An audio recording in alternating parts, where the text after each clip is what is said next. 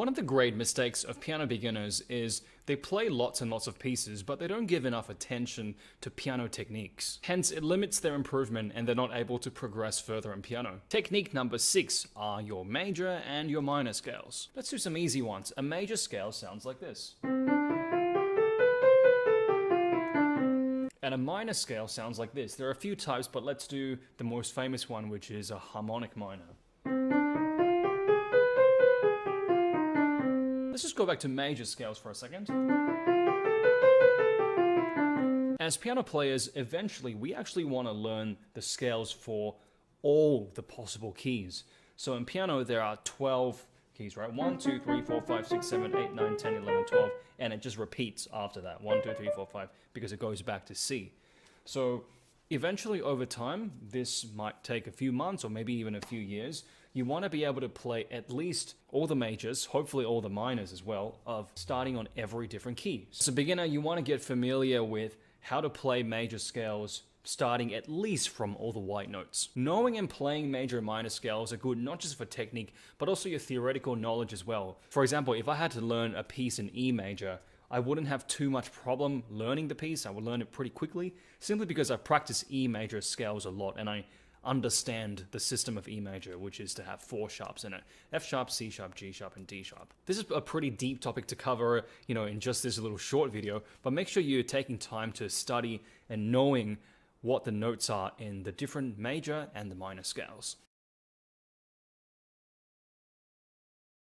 Technique number 3 is arpeggios, or broken chords. This third piano technique is pretty much the same thing as technique number 2, but this time it's broken up. So instead of playing, you would play something like this.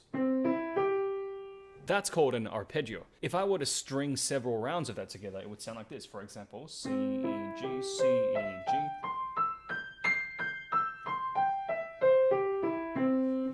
I just did there 3 octaves of the C major arpeggios. You should of course practice it with also your left hand.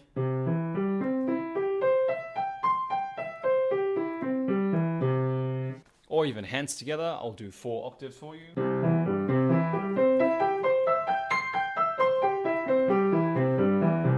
And of course you also want to learn other arpeggios as well. Not just C major, but eventually every possible combination of every major and every minor.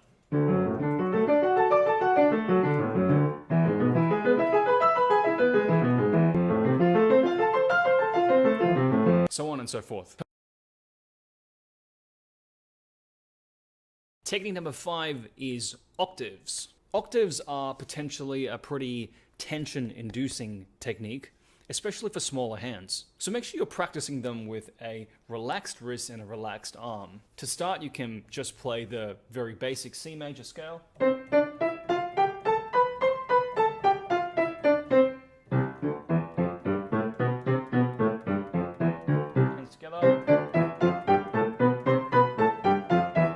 Octaves are found in all kinds of music. One example is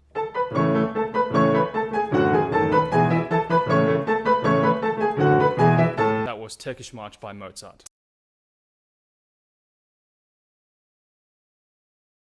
Last but not least, technique number 7 are chromatic scales. A chromatic scale sounds like this.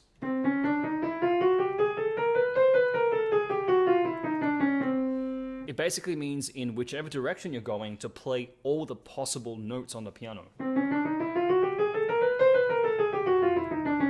That was 1 octave of the C chromatic. I suggest you to learn how to play with your right hand, how to play with your left hand, and also eventually to learn how to play them together. A really good exercise and technique for you to have.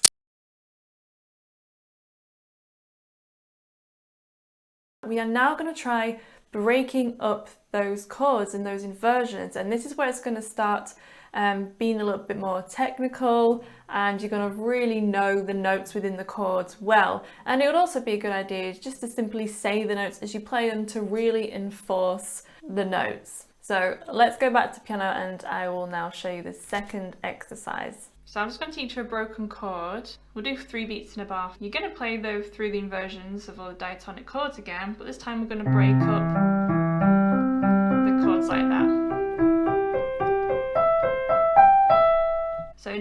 same fingers, so 1, 3, 5, going back 1 to E, 1, 2, 5, going back 1 to G, 1, 3, 5, C, and then repeat that off the piano.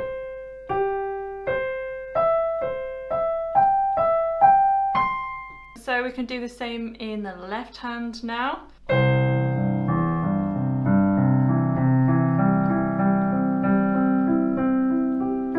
D.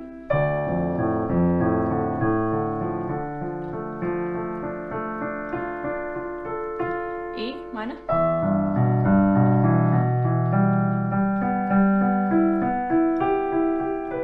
F major.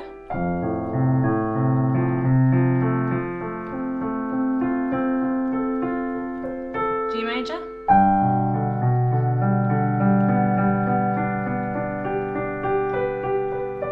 A minor,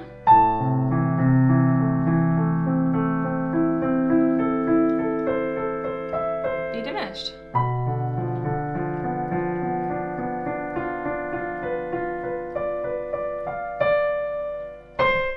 Finish it however you want. So now we're going to try 4 in groups of 4.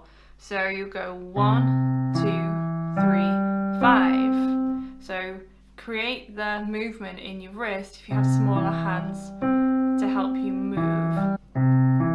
So like create like a C shape, like a wave with your wrist.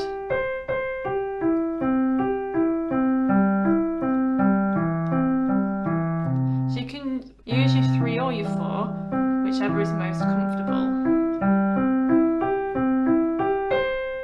You could practice going up,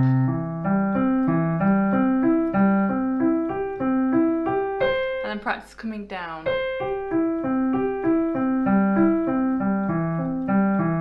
So coming down, again you're just going through, playing the next note of the chord as you come down.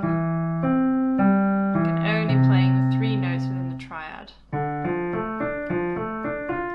So D minor.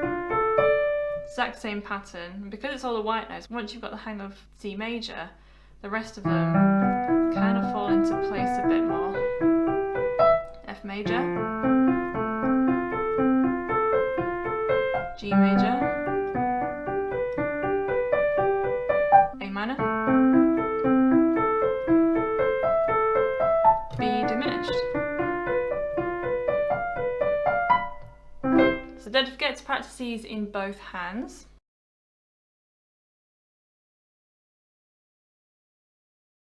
In this lesson, I'll show you a simple but yet very efficient method to become both fast and steady on the piano. Let me tell you about how great tapping is. The main idea is that we can tap almost everywhere at every time. Often I do it on a book.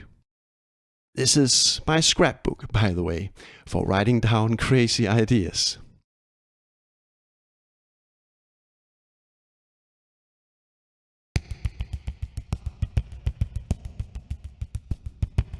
But we can also do it on a table, on the wall, or discreetly on the leg, on our thumb, waiting for the bus, in the bus, or just walking in the forest. So by tapping we can increase our practice time a lot, and by doing the tapping the right way, as I'll show you in just a minute, we can really improve our rhythmic steadiness and speed.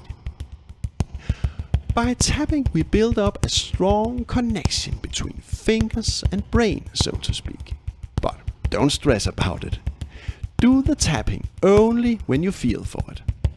Tapping just a little bit every day can also help you a lot. You keep your fingers moving, so to speak. So, try it out.